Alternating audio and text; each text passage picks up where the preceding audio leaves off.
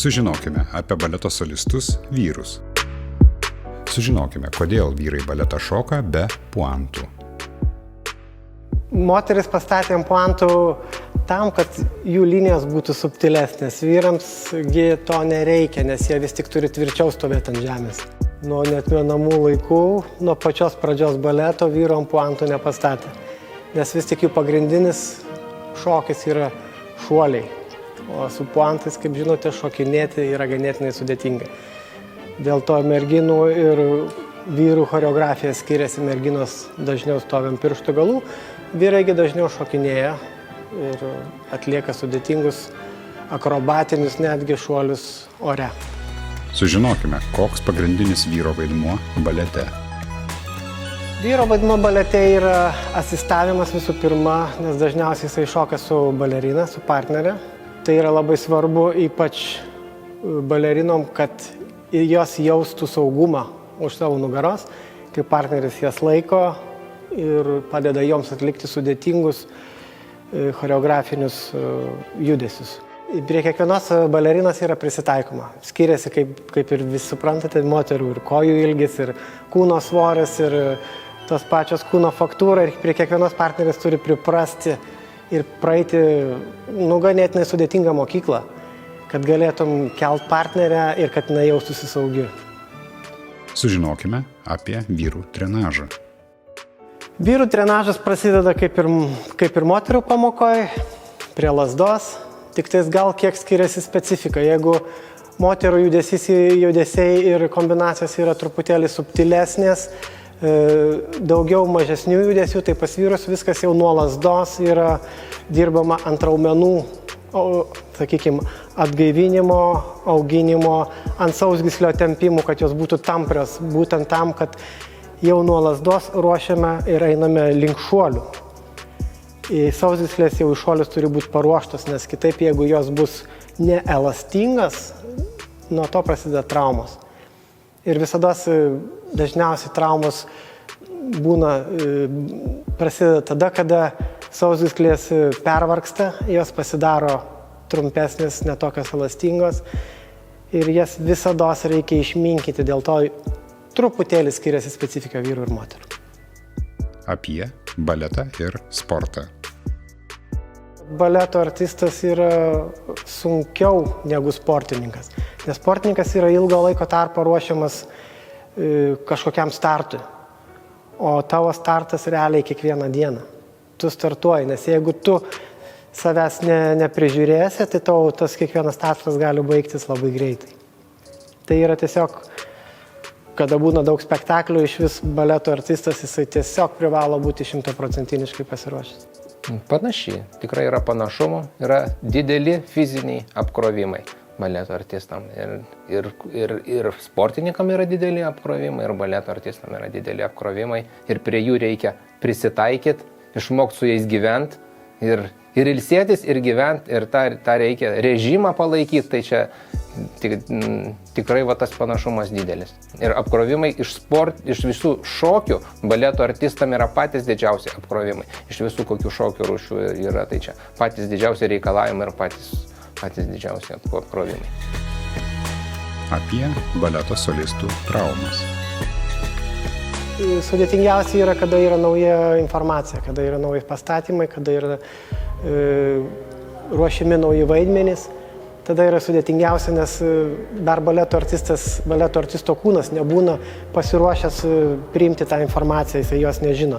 Tada yra didžiausia tikimybė traumų. Taip, kad atlikti sudėtingus šuolius, reikia tikrai žinoti, labai gerai žinoti, ką tu darai. Šuolio metu leidžiantis ant ištiestos kojos, ant ištiestos pėdą, jinai gali neišlaikyti lygsvaros, jeigu koordinacija arba bus nusilpęs po kažko, tai ar koordinacija bus blogesnė ir įvyksta toks lūžimas, kaip šokėjo lūžimas, vadinasi, tai penkto padikaulio lūžimo, kraštas penkto padikaulio nulūžta ir toks tipinis lūžta ir paprastiems žmonėms, bet baleto šokėjams šitas yra dažniau pasitaikantis dalykas, nes jų tas specifinis ir yra ant ištiestos pėdos, reikia nusileisti gražiai, grakščiai, taisyklingai ir tos būna ne vieną kartą per spektaklį. Tai tas kartojasi ir gali vienu momentu būti paprastai žmonės taip, rečiau taip nusileidinėja. Dažniausiai traumos irgi atsitinka, bent jau man taip atsitiko. Pirma trauma buvo grinai dėl atsipalaidavimo smegenyse, nes pats nustebau, kaip aš čia aukštai, kaip aš čia viską gerai darau. Ir tada labai žemai nusileidau ir tada turėjau kelio raiščių traumą labai smarkiai, nusitraukiau visus raiščius. Pamokos metu, dėl ko sakau, kad pamoką reikia irgi susikaupus dirbti, kad tavo ir smegenys, ir kūnas dirbtų iš vien. Tu negali šokinėdamas nubėgti kažkur į kažkokį pasitenkinimą arba pamesti savo mintis visiškai kitur. Tai didžiausia traumos tikimybė. Apie traumas spektaklio metu. Teko man šokti irgi pačioj pradžioje per spektaklį Zorba, pertempiau pėdos raiščius, bet irgi atšokau visą pirmą veiksmą, tik paskui supratau, kad į antrą veiksmą jau praktiškai negaliu išeiti. Skausmas tai toksai signalas, kad duok pailsėti tai vietai. Reikia spektaklį davesti iki galo, jeigu jisai nėra toks sudėtingas, tai pats dašokį, sušokį iki galo. Būna ir kitų atvejų, kada, sakykime, buvo variantas, kad išgriuvo vienos partijos visi artistai ir liko tik tai žmogus, sakykime, aš, kuris tą partiją buvau šokęs, bet jau 4 metus nešokau apskritai. Tai va teko persiorientuoti iš repetitoriaus ir gelbėti spektaklį. Tai būna ir taip, nes repetitoriai mes visada būnam spektaklius. Mes juos stebime, žiūrime, analizuojame. Darbas toks mūsų. Apie traumas spektaklio metu ir dublerius. Visada egzistuoja toks dalykas dubleriai, ne dubleriai, o kaip, sakykime, 2-3 poros žino šitą vaidmenį. Kartais būna tokie, sakykime, kad paprašo vadovai, žinodami, kad vienam ar kitam yra blogiau, jie paprašo, kad jeigu galite, teikite vakare į spektaklį, kad pasaugoti, kad jeigu ką, reiktų, kad dubliuotumėte. Buvo tokių atvejų, kada teko tiesiog balerinas keisti čia ir dabar.